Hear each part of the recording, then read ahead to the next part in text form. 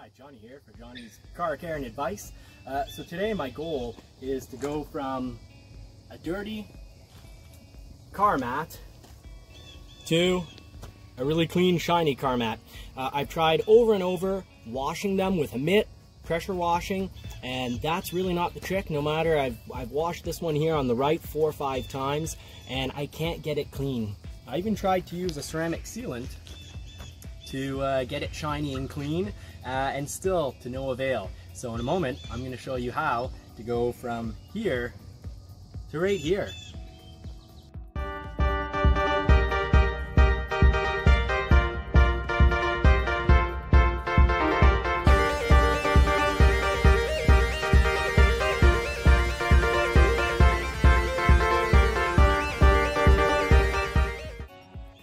Simple enough.